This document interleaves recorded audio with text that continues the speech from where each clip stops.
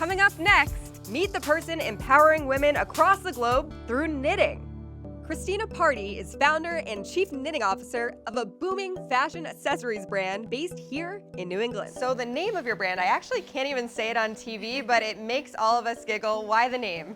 It was actually started in college. I was knitting a lot and my sisters were making fun of me and said I should start a website with our name, and so I did.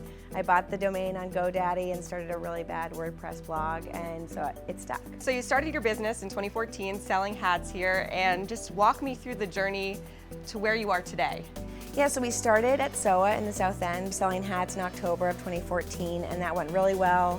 From there, we couldn't really keep up with demand. We had a team of women in Boston knitting for us for a season, and that wasn't really keeping up either, so we scaled to working with a team of amazing women in Lima, Peru, who can all knit from home and take care of their kids. We make all of our yarn down there, so it made a ton of sense to go down to Lima. We've been working with them for 3 years, and here we are in Alston. And how does it make you feel to know that you're changing lives of women around the world?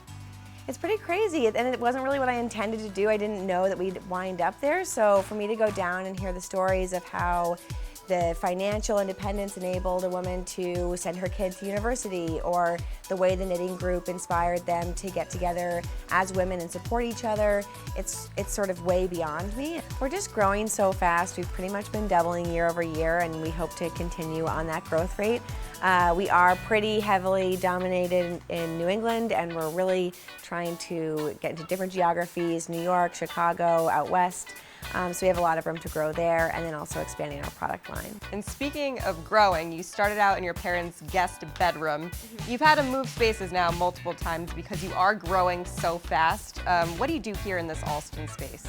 So in the Alston space, we have our headquarter team, so whether it's marketing, PR, operations, event planning, and then also customer service and fulfillment. So we have all of our products shipped to us in Alston. We unpack it here and then repack it to send it out to customers. I think because I started the business actually making everything, it's really important to me to be able to touch and feel everything, make sure it looks good before we send it out to our very loyal and wonderful customers. And we really care about our packaging. So we put our hats in dust bags with great materials on who knit it, and information about the brand, so we care about what it looks like when you actually do the whole unboxing ritual. Your mom is involved, and not in the traditional sense. Her title is Chief Mom Officer, which I love.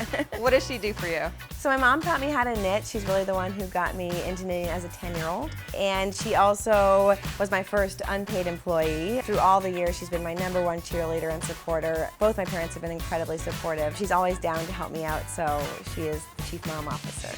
And Boston has been a welcoming community for Christina's expanding business. I grew up in the Boston area, so it made sense to stick around here. I love it here. The Boston community really rallies around their founders and their businesses, and they're so supportive. So the experience has been amazing. We are really born on Instagram. It's how I started. There's no barrier to entry there. I was able to create a handle and show photos of my work and connect with the community, whether they were in New England or they're in Nebraska or San Francisco or Japan. So it allowed us to grow a lot faster in that regard. And since we are mostly an online business, about 70% of our sales come directly to our website, it made sense to continue growing, in a digital way. So when people think of Stick, they mostly think of your hats, but there's actually a lot more going on here. So what do we have? Yes, so we do have our hats with our pom-poms, our faux fur pom-poms that are removable and interchangeable in different colors. And that's super easy to do, and you do have some fun colors. Yes, we have some fun colors, our mommy and me, and then our pom-poms come in different colors. Cute. We have our mittens, we have our sort of spring-summer collection, we have our ponchos and our wraps, which are great for a summer night, wedding, and then of course our earrings, which we launched last summer. They're all hand crocheted.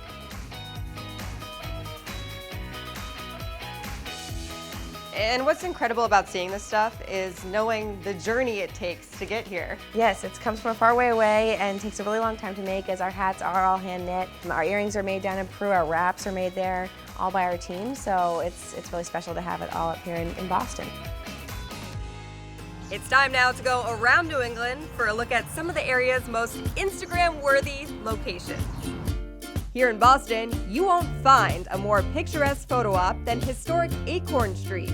With its classic cobblestones, the simple one-block road that dates back to 1823 makes its claim to fame as the world's most photographed street. It may look like a simple fishing shack in the harbor of Rockport, but it's known as the most painted building in the world. Given the title Motif #1 by a local artist, the New England icon even had a cameo in Finding Nemo. Just south of Bar Harbor, Acadia National Park is a photographer's dream. From coastal cliffside overlooks to scenic mountain views, you'll fill up your Instafeed with breathtaking snapshots at every turn. Right near the oft-photographed Quechee Gorge, known as Vermont's Little Grand Canyon, is one of the Green Mountain State's over 100 covered bridges. The Quechee Bridge is as New England as they come, with a stunning view above the White River. For more notable places to explore around New England, visit cbsboston.com/New England Living. And coming up next, Smith & Wollensky executive chef Matt King joins me in the test kitchen to show us how to make a restaurant-worthy scallop dish you can create at home.